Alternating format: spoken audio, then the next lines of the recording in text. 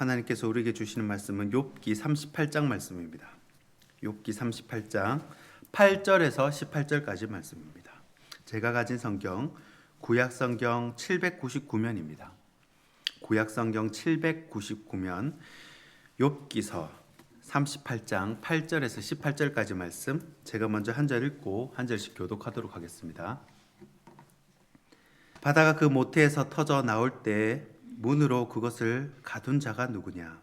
그때 내가 금으로 그 옷을 만들고 땀으로 그 강구를 만들고 한계를 정하여 문빗장을 지르고 이르기를 내가 여기까지 오고도 넘어가지 못하니 내 높이를 질지니라 하였느니라. 내가 너의 날에 아침에게 명령하였느냐? 새벽에게 그 자리를 일러 주었느냐?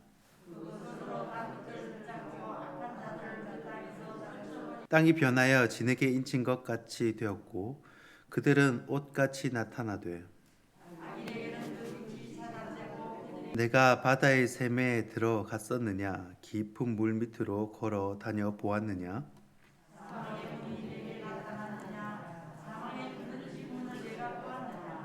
함께 읽겠습니다. 땅의 너비를 내가 증량할 수 있느냐? 내가 그 모든 것들을 다 알거든 바랄지니라. 아멘. 하나님의 말씀입니다. 네, 오늘 욥기 22번째 시간입니다. 그분을 만나다라는 제목으로 하나님 말씀 나누도록 하겠습니다. 어르신들을 신방하다 보면요, 종종 옛날 이야기를 해주실 때가 있습니다.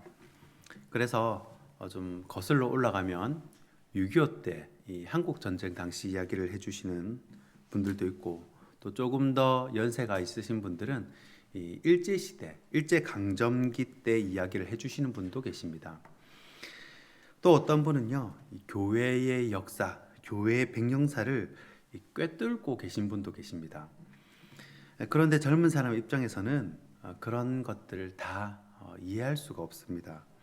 본인이 직접 경험한 것이 아니기에 우리 교회의 역사를 이야기해주고 한국 전쟁 이야기를 해주고 또 일제강점기 이야기를 해주셔도 그때 상황을 정확하게 이해를 할 수가 없습니다. 그만큼 이 젊은 목회자와 또 어르신들의 경험, 그 지혜의 격차가 그만큼 크기 때문입니다.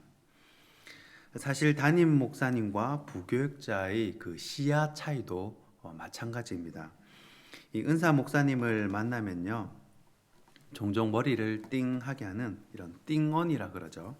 그런 말씀을 해주실 때가 있는데, 이 부목사들은 아무리 날고기고 이렇게 해도 이 목회 전체의 20% 정도밖에는 모른다고 이야기를 해주십니다.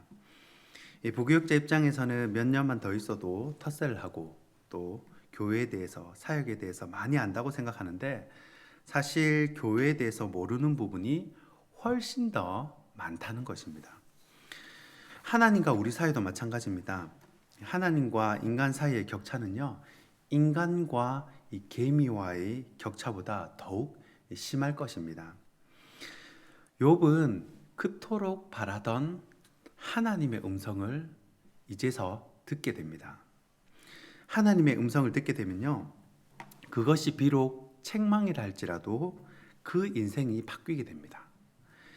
욥이 경험한 그 감격의 순간, 하나님을 만나서 그 황홀했던 그 순간을 통해서 욥에게 나타난 하나님은 어떤 하나님인지 살펴보고자 합니다. 욥에게 나타난 하나님, 첫 번째는 바다를 주관하시는 분입니다. 오늘 본문 8절 말씀입니다. 바다가 그 모태에서 터져 나올 때 문으로 그것을 가둔 자가 누구냐? 자, 하나님은 지구가 만들어질 때 원역사라 그러죠. 이 통합 측에서 이런 거 잘 다룹니다. 계시 때 원역사 처음 시작을 말씀하고 있습니다. 이 처음에 지구는요, 아마 이 물로 다 뒤덮여 있었나 봅니다.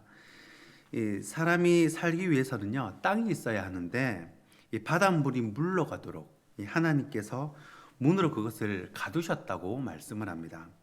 그리고 11절을 보니까 경계를 정해서 바닷물이 육지로 더 이상 못 넘어오도록 그렇게 하셨다는 것입니다. 이 젊은 사람한테 이 한국 전쟁 이야기, 또 또 일제강점기 이야기를 해도 이 마음에 와닿지 않은 것처럼 이 지구가 생겨났을 때 이야기, 이 바닷물이 생겨나고 묻이 처음 만들어졌을 때 이야기를 지금 욥에게 하니까 욥이 무슨 대답을 할 수가 없습니다. 이 대화는 수준이 어느 정도 맞아야 가능한데 이 하나님의 지혜 그리고 인간의 지혜는 격차가 나도 너무 그 격차가 커서 하나님이 물으시는 질문에 하나도 대답을 할 수가 없는 것입니다. 하나님이 만든 바다만 해도 정말 어마어마하게 광대합니다. 우리가 바다 밑을 끝까지 다 못 들어가 봅니다. 그런데 만약에 그 바다 밑까지 들어갈 수 있다면 해양 생물들, 광물들, 지하자원 엄청나게 얻을 수 있을 것입니다. 어릴 적에 친척들과 또 가족들과 해운대 바닷가에 물놀이를 하러 간 적이 있었습니다. 지금도 해운대 바닷가는 너무 아름답지만 30년 전의 해운대는요, 백사장도 훨씬 넓었고요, 또 물도 훨씬 깨끗했던 것 같습니다. 그때는 대부분의 사람들이 반팔과 반바지를 입고 수영을 했습니다. 이 수영복을 입고 해운대 오는 사람은 딱 보면 타지 사람 아니면 외국인밖에 없습니다. 이 부산 사람이 해운대 가는데 수영복 입고 가는 사람은 아무도 없습니다. 아무튼 제가 그때 바닷물에 빠진 적이 있었는데 아버지가 저를 건져 주셨습니다. 정신을 잃고 일어나 보니까 제가 해변에 누워 있었습니다. 저는 그때부터 물을 정말 무서워했습니다. 발이 바닥에 안 닿는 것 자체가 이 불안함을 생기게 하는 것입니다. 욥의 시대에도요, 바다는 미지의 세계였습니다. 사도 바울이 그토록 가고 싶어했던 이 땅끝의 나라, 이 스페인도요, 그 뒤는 바다밖에 없었기 때문에 이 사도 바울 입장에서는 이 스페인을 땅끝이라고 보았습니다. 욥에게 나타난 하나님은요, 미지의 바다, 광활한 바다를 만들고 다스리시는 엄청난 분이셨습니다. 그러면 욥에게 나타난 하나님 두 번째는 뭐냐? 바로 빛을 주관하시는 분이라는 것입니다. 오늘 본문 12절 말씀입니다. 내가 너의 날에 아침에게 명령하였느냐? 새벽에게 그 자리를 일러 주었느냐? 자, 지구의 자전과 공전에 의해서 우리는 밤과 낮을 경험하게 됩니다.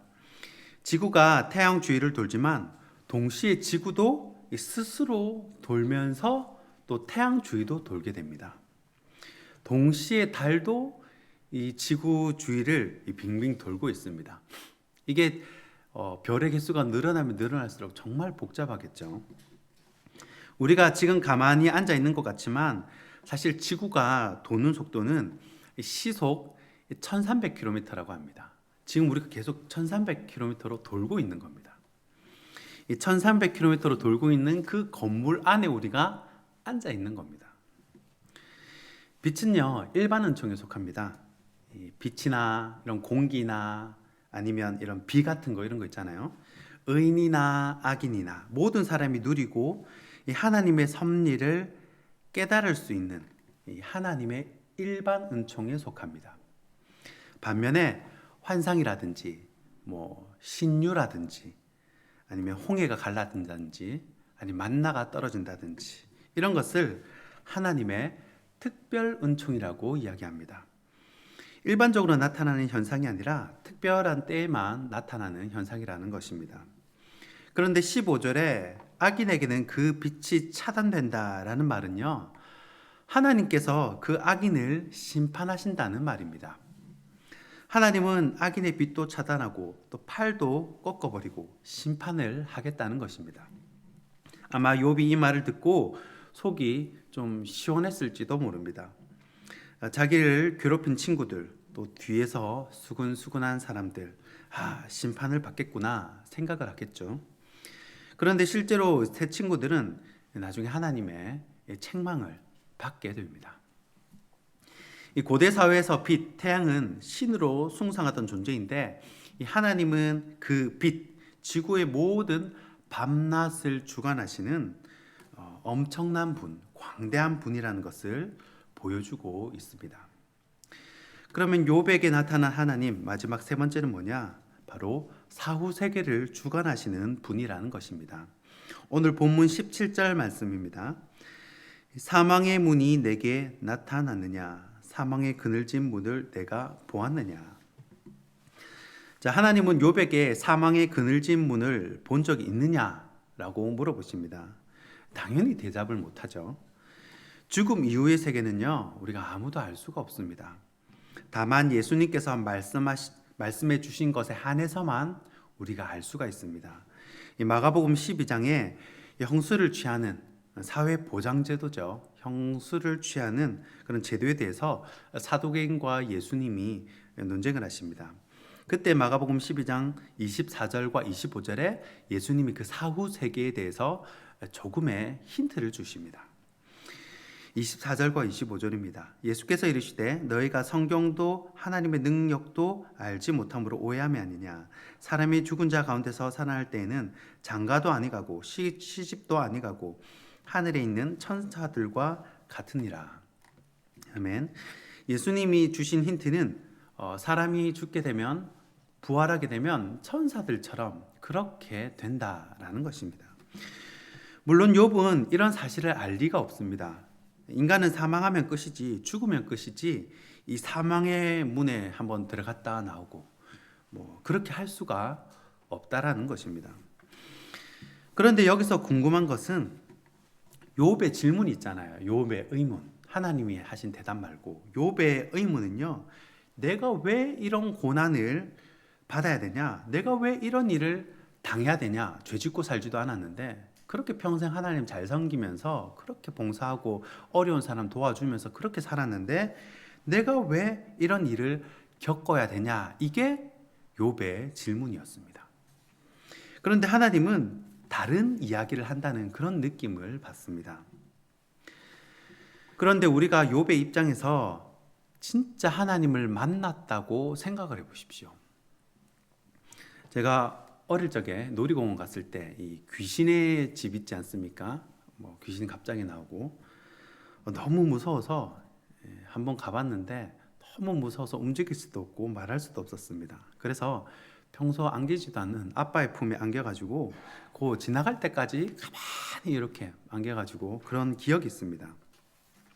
여러분 간혹 밤에 귀신이 지나간 느낌만 나도요 오싹하고 그 자리에 주저앉아 버리고 말이 나오지 않습니다. 제가 초등학교 시절에 꿈속에서 예수님이 나타난 적이 있었는데 그 광대하심, 그 위대하심에 압도되어서 그냥 무릎을 꿇고 아무 말도 못한 적이 있습니다. 우리 입장에서는 하나님이 딴 이야기를 하는 것 같아도요, 하나님은 창조자와 피조물 사이에 엄청난 거리, 엄청난 차이를 이야기하고 계십니다. 그리고 그 창조 주권은 오직 하나님께 있다는 것입니다. 그러니까 욥이 겪은 그런 인간 세계의 고통이나 우리가 이해할 수 없는 재난들 있잖아요. 알 수 없는 왜 이런 일이 생길까? 이런 모든 것, 그 모두가 하나님의 주권에 속한다는 것입니다. 말씀을 정리하겠습니다. 만약에 내가 하나님을 만난다면 여러분 어떨 것 같습니까? 사람은요 엄청난 권위, 위엄, 힘을 만나면요 말을 잘 못합니다. 욥이 만난 하나님도요 바다를 주관하시고 빛을 주관하시고 사망을 주관하시는 그런 엄청난 분이셨습니다. 여기서 알 수 있는 것은요, 한 사람이 죽고 사는 것, 그리고 흥하고 망하는 것, 그리고 나라가 망하는 것, 흥하는 것, 나라의 흥망성쇠도 모두 하나님의 주권 안에 있다는 사실입니다. 아마 욥은 이 폭풍우 가운데 만난 하나님을 보고 너무 두려워서 그 자리에서 얼어버렸을 겁니다. 이 절대자를 만나면요, 일단 처음에 찾아오는 것이 두려움입니다. 모든 성경에서요, 천사들이 인간을 딱 만나면서 하는 첫 마디가 뭐냐면 두려워하지 말랍니다. 사람은 아무리 착하게 살아도 이런 초자연적인 이런 것을 경험하면 이 절대자를 만나면 두려움이 먼저 찾아옵니다. 하지만 동시에요, 하나님을 만나면 동시에 두려움과 동시에 인생이 변하게 됩니다. 회복이 돼요. 이 소원수리가 됩니다. 그래서 우리는 어떻게든 욥과 같이 하나님의 음성을 듣기 애를 써야 합니다. 욥은요, 하나님의 음성을 듣는 순간 문제가 해결됐습니다. 하나님의 음성을 듣는 순간 고난이 다 사라졌고요, 모든 것이 역전이 되었다는 것입니다. 그래서 우리는 어떻게든 일단 하나님을 만나야 합니다. 만나면 해결이 돼요. 만나면 해결이 됩니다. 바라기는 이 새벽 세단을 쌓는 가운데, 그리고 살아계신 하나님을 만나고 모든 문제가 해결되고 자유함을 얻는 저와 여러분이 되길 주님의 이름으로 축원하고 축복합니다. 기도하겠습니다.